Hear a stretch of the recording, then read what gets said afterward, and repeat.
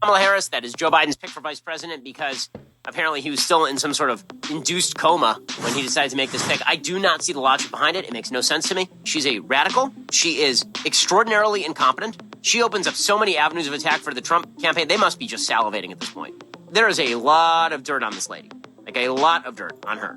She said that she could ban assault weapons by executive order in open debate, had suggested that she would ban fracking, that she would get rid of your private insurance, she would get rid of plastic straws. She said we should decriminalize border crossings. She's a disaster area. She has said in public amicus briefs that the freedom of religion should basically be reserved to the private sphere. This is a lady who tweeted back in April of 2017, quote, an undocumented immigrant is not a criminal. By the way, she was a Senate endorser of AOC's Green New Deal resolution. Also, she backs illegal immigrants receiving Medicare, so that's an exciting thing. Everybody's health care should be paid for by the American taxpayer, including people who are here illegally. Let me just be very clear about this. I am opposed to any policy that would deny in our country any human being from access to public safety, public education, or public health, period. Is she a radical? You bet your ass she's a radical. Here's Kamala Harris comparing ICE to the KKK. I do not see a parallel between what is constitutionally mandated as it relates to enforcing the law. Are you aware that there's a perception? I see no. Are you aware that there's a perception that puts ICE in the same category as the KKK? Is that what you're asking me?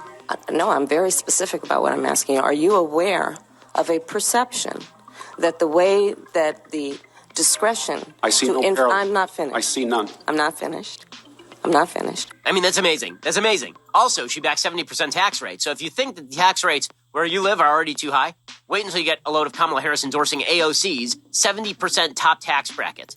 And she's promoting policies like saying that every single carbon emission in the country, every car, should be eliminated within the next 11 years, everything from a 70 to 80% tax rate.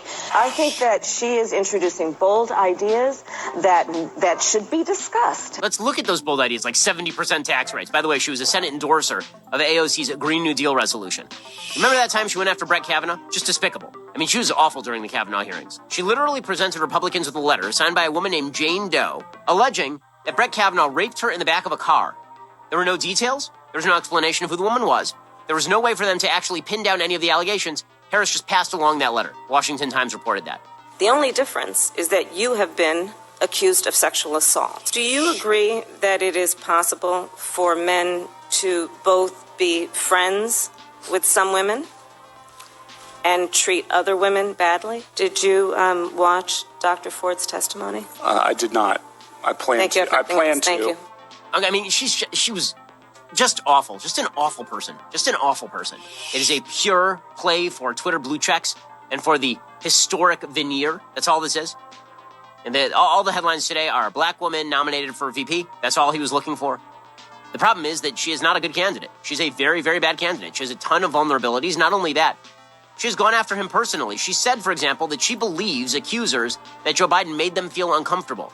Right? She believes his sexual harassment accusers. This was Kamala Harris last year, guys. Last year. Does anyone have a memory longer than that of a guppy? I believe them, and I respect them being able to tell their story and having the courage to do it.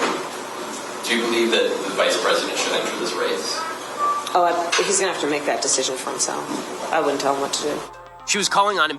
I mean, that's her telling him to leave the race, isn't it? And that's who Kamala Harris is. And yet he picked that. Get a food taster.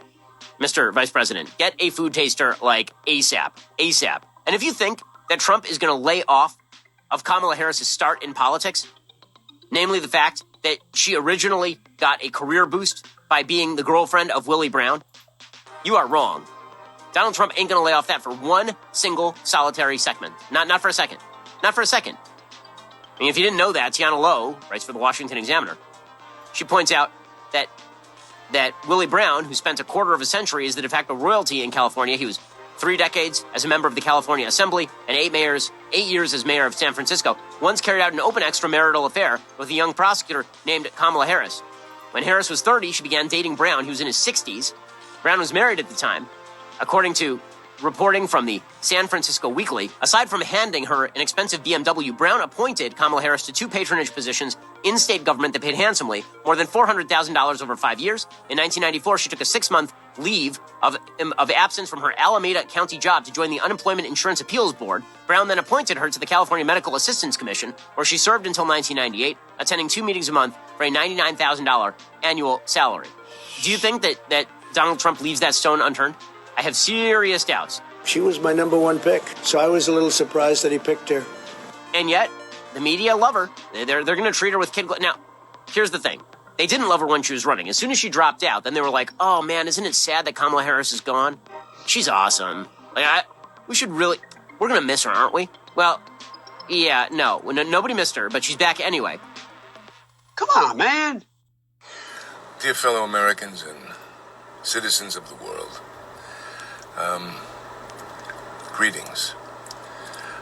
It's always difficult. I've never really wanted to use Instagram as a political